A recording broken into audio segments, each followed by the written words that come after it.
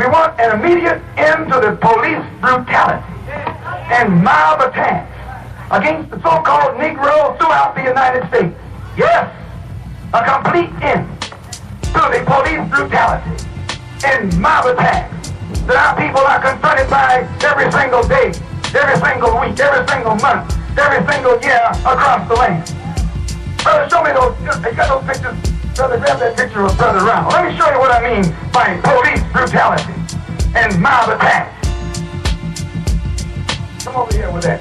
Here is a man, a Korean vet.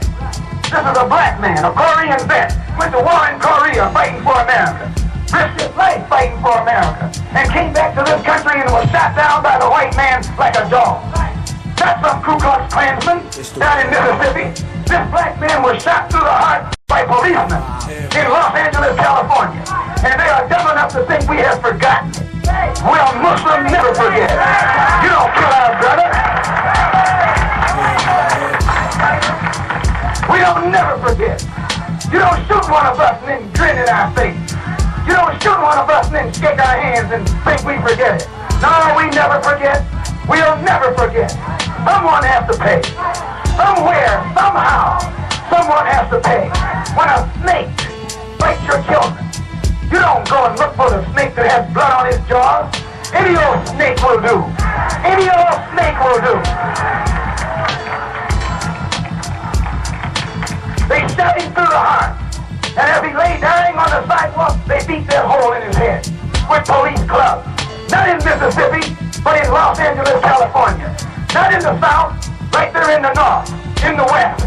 Here it shows men, black men, laid all over the sidewalk, shot down by police bullets. Not men who were guilty of some crime, not men who were drunk, not men who attacked anyone, but they shot their way into our mosques, shot their way into our religious sanctuary, and got the audacity to walk around here talking about this as a country based upon the principles of freedom of religion and freedom of worship and freedom of speech. This country is based upon nothing but hypocrisy, and it's based upon nothing but the right of white people to mutilate and shoot down black people. This is the brutality that we're talking about. This is the crime that we're talking about. And you say we teach hate. What kind of hate are we teaching? We're telling you what happens to black people. And this man didn't get shot down because he was a Muslim. They didn't ask him what his religion was. They saw that he was black and they began to fire point blank. And then when they went to court, the Gestapo, they were the criminals. They didn't go to court. They charged him. He's a dead man. And they charged him with a crime. These Negroes here shot down were charged with a crime. And you haven't heard anybody open their mouth about it. You wonder why you're having trouble in this country. You're having trouble because the devil is on the rampage. A blue-eyed devil is on the rampage. A heartless devil is on the rampage. A beast is on the rampage. And you haven't got sense enough to know how to handle it.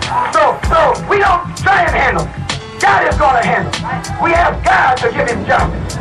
We have God to trap him. We have God to catch him. We have God to deal with him. And we pray that God deals with more of them day after day. And what ones God don't get, we'll get them.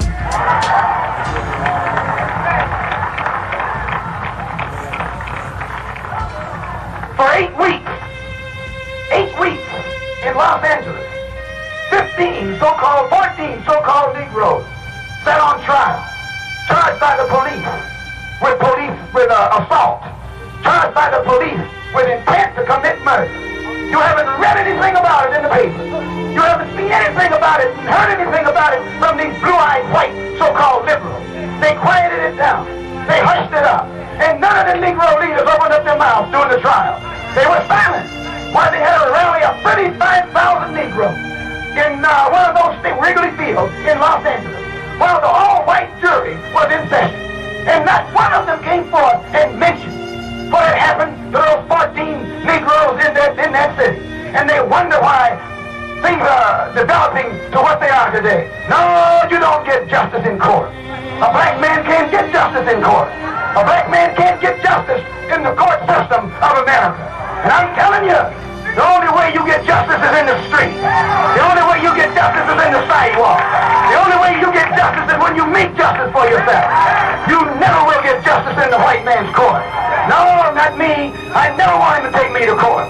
I saw what he did with my brothers. I see what he has done with them right here in New York City. So make sure you obey the law. Make sure you never commit a crime. Make sure you never deviate from the law. But any time one of them puts his hands on you, take him off the planet. Take him off the planet.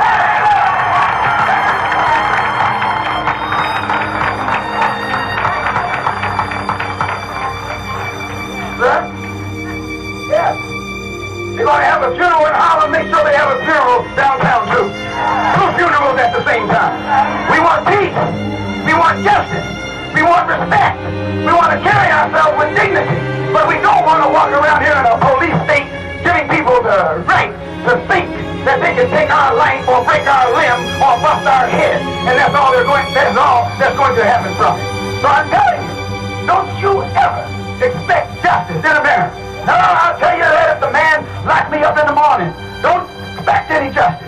And when our brothers, Rikers Island, city prison, filled with Negroes who become Muslims, want to stop drinking, want to stop smoking, want to pull the needle out of their arm, you think that blue-eyed thing out there will help them? No. He puts them in solitary confinement because they want to be Muslim. I'm telling you what Mayor Wagner does and what Governor Rockefeller does. That's a race of devils. And I pray that God will strike them. Yes, I pray that God will strike them. Put death in their family, death on their relatives, and death on their friends. I pray that God will bring that on.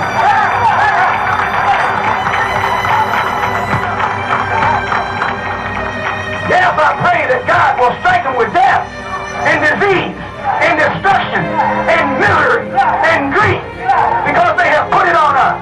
And when God gives it to them, no one can say that God is unjust. God is just.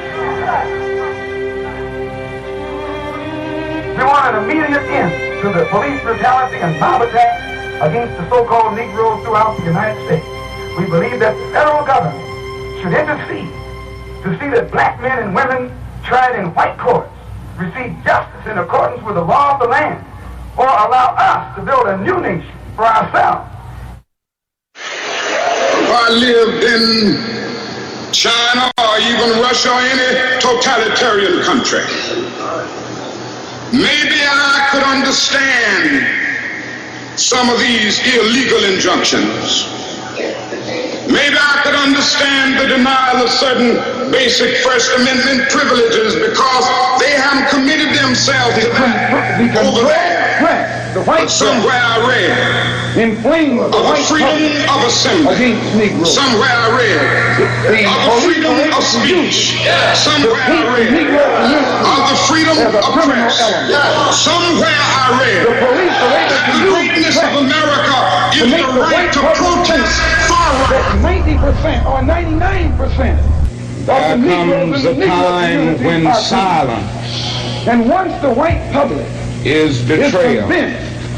That most of the even Negro when community pressed is a by the criminal demands of element, inner truth. then this automatically paves the way. Men do not easily assume the task of opposing their government's policy, especially in time of war. Stopping any black man who is on the sidewalk. There are those who are seeking to equate dissent whether he is well dressed or whether he is with disloyalty. whether he is educated or whether he is dumb. It's a dark day in our nation as long as he is black and a member of the Negro community, when the white high-level authority is justified will seek to use every method trampling on that man's civil rights and on that man's human rights. Something is happening and people are not going to be silent. The truth must be told. America may have many, many days, but they will be full of trouble. There will be no rest.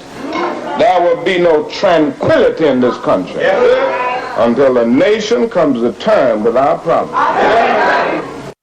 We will be able to work together, to pray together, to struggle together, to go to jail together, to stand up for freedom together, knowing that we will be free one day. I say to you today, my friend, let freedom ring. From the prodigious hilltops of New Hampshire, let freedom ring.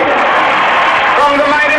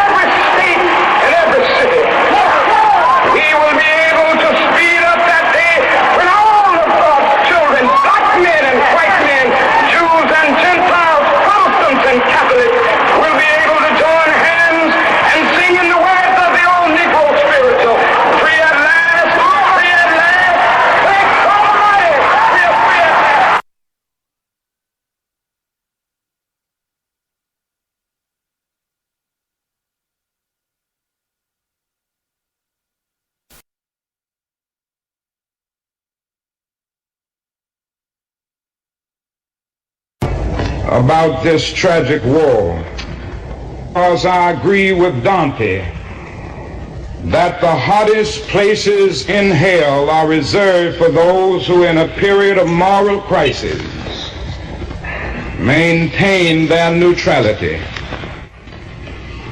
There comes a time when silence is betrayal.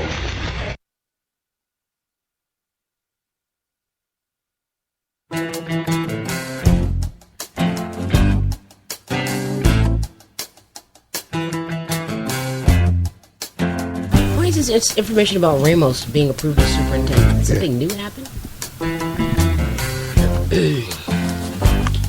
Yes.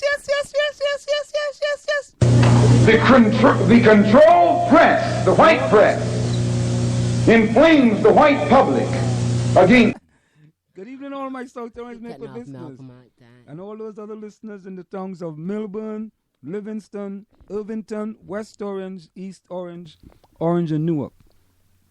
Welcome to In the Village with Anselm and Marjorie on the South Orange Maple Online Radio Experience and live on the World Wide Web at somo.org, and the only radio show covering all your news, opinion, politics, talk, and sports happening in the South Orange Maple and surrounding communities. You can listen to us every Monday through Friday from 8 to 9:30 p.m. That's Monday through Friday from 8 to 9:30 p.m. and reach us at 973-327-3626. That's 973-327-3626. Or log on to somo.org to participate in the discussion. As usual, we have an interesting program lined up for you this evening, and we look forward to your participation in the discussion. Marjorie, welcome. Hi, Anselm. Hello, Mr. White. Hi, Anselm. How was your day? I'm sorry. Yeah. You gotta kind of wait for that. You know. Okay. No one heard. I mean, they didn't know. Don't worry. I'll get them in. Okay. You know, tonight we have a special guest with us. His name is Mike White.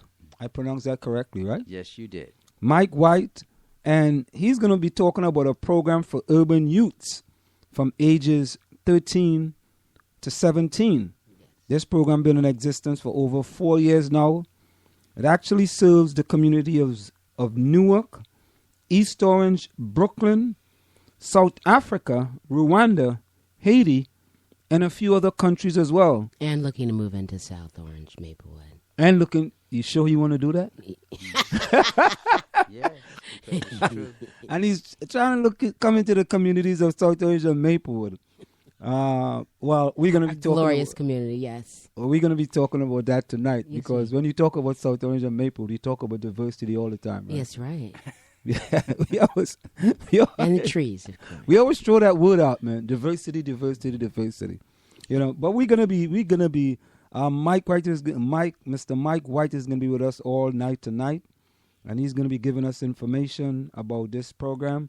You know, I mean, anytime I hear a program for urban youths, I'm actually enthusiastic and interested. Yeah, enthusiastic. Yeah, I'm always